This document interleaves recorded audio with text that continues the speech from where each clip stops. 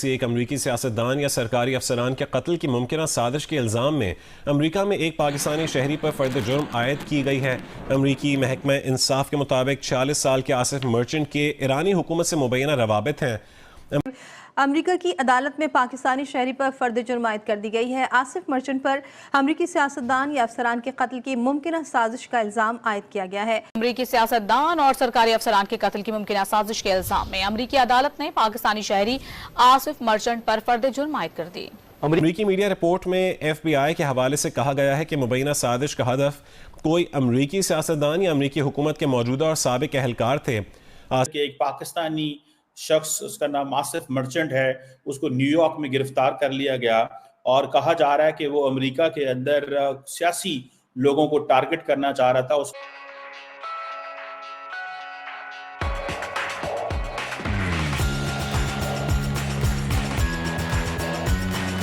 Asif merchant पर अगस्त के अवाखिर या सितंबर के अवाइल में न्यूयॉर्क जाकर किराए के कातिल के साथ मिलकर कत्ल की मंसूबाबंदी का इल्जाम है। आसिफ मर्चेंट को 12 जुलाई को उस वक्त गिरफ्तार किया गया जब वो अमेरिका से बाहर जाने की तैयारी कर रहा था। आसिफ मर्चेंट जिन किराए के कातिलों से राबते में था वो दरअसल अंडरकवर पुलिस अहलकार थे। पुलिस जराये के मुताबिक आसिफ मर्चेंट का पेंसिल्वेनिया में डोनाल्ड ट्रंप पर होने वाले हमले से कोई ताल्लुक नहीं है, वो एक अलग मामला है। ताहम अमरीकी मीडिया रिपोर्ट्स में FBI के हवाले से कहा गया है कि मुबैना साजिश का हदफ डोनाल्ड ट्रंप और अमरीकी हुकूमत के मौजूदा और साबिक अहलकार थे। किसी एक अमरीकी सियासतदान या सरकारी अफसरान के कत्ल की मुमकिन साजिश के इल्जाम में अमरीका में एक पाकिस्तानी शहरी पर फर्द जुर्म आयद की गई है। अमरीकी महकमा इंसाफ के मुताबिक 46 साल के आसिफ मर्चेंट के ईरानी हुकूमत से मुबैना रवाबित हैं। $5,000 के करीब कोई रिश्वत भी वहां पे किसी को दी, लेकिन इससे पहले कि कुछ होता वो निकल रहा था कि इंडियन अमेरिकन इंटेलिजेंस ने उसको पकड़ लिया। कहा जा रहा है कि ये पाकिस्तान के लिए बहुत बड़ा सेटबैक है और अक्सर पाकिस्तान इन चीज़ों में सामने आता है और पाकिस्तानी लोग मुलव्वस पाए गए हैं। डॉक्टर साहब, आप कैसे देखते हैं पाक अमेरिका ताल्लुकात के हवाले से, और इस वक्त अमेरिका के अंदर जिस तरह इलेक्शंस हो रहे हैं, सिक्योरिटी बड़ी हाइट है और कुछ अर्सा पहले ही जो डोनाल्ड ट्रंप साहब पे हमला हुआ है, गो कि ये शख्स उसमें इन्वॉल्व नहीं था, लेकिन फिर भी हमारे लिए कितनी मुश्किलात पैदा हो सकती हैं। What's your take on that sir?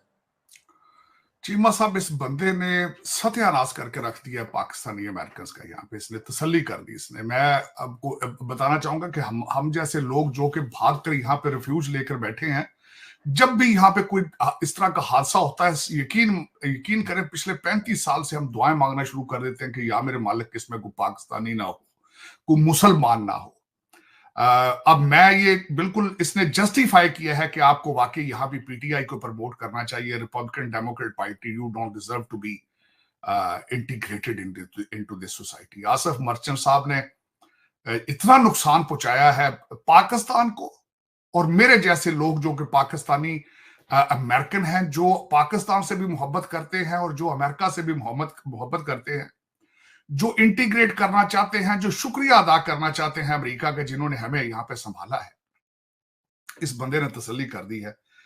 इस पे जितना भी दुख किया जाए कम है। इस बंदे ने ज्यादती की, इस बंदे ने सख्त। चीमा साहब देखें, और इतने इमेच्योर हैं ये लोग, कितने इमेच्योर लोग हैं कि $5,000 में यार तुम मरवाना चाहते हो लीडर, या 3 बंदे 3 जाकर रेस्टोरेंट में खाना खाएं, $5,000 बिल आ जाता है।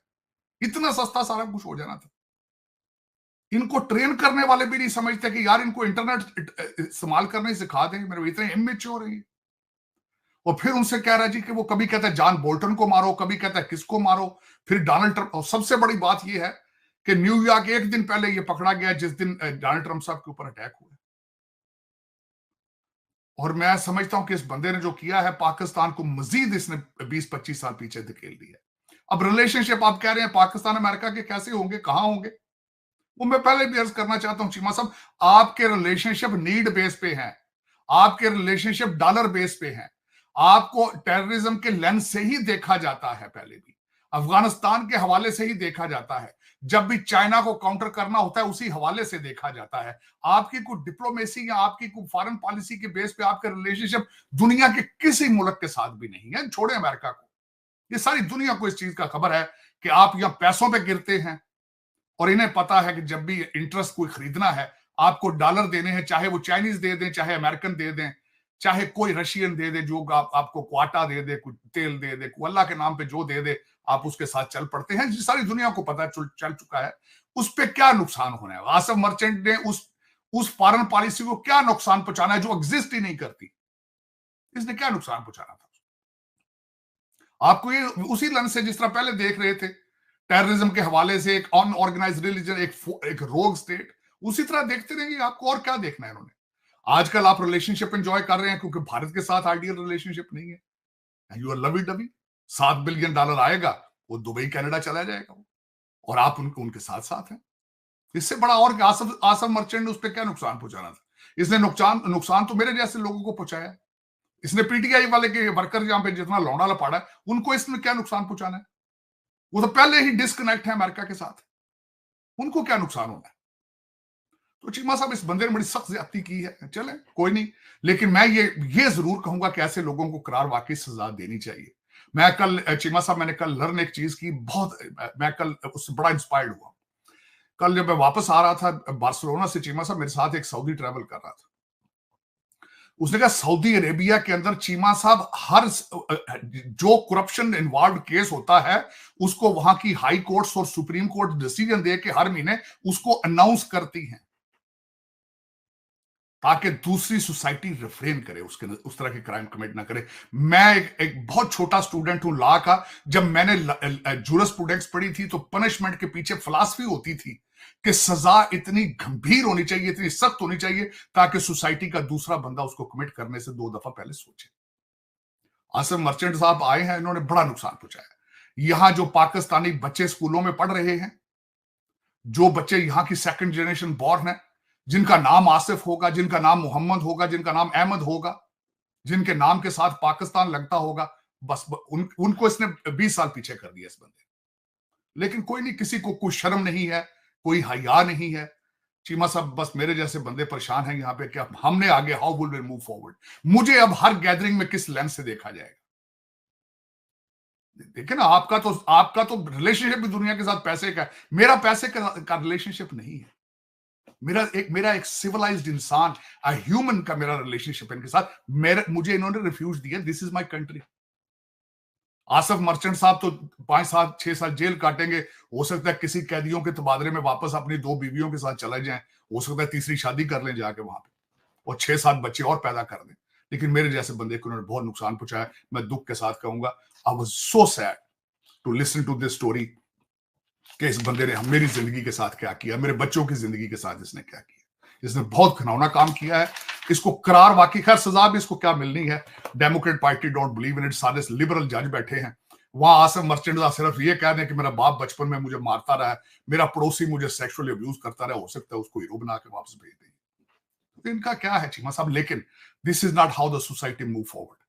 इस बंदे ने सख्त डैमेज किया है। पाकिस्तान को क्या डैमेज इसने करना था? जो डैमेज उसका होता है जिसके पास कुछ हो, जिनके पास हो कुछ ना, उन्होंने क्या डैमेज करना। लेकिन ज्यादती हुई। आपके देखे ना, आपकी तो प्रोजेक्ट है चीमा साहब।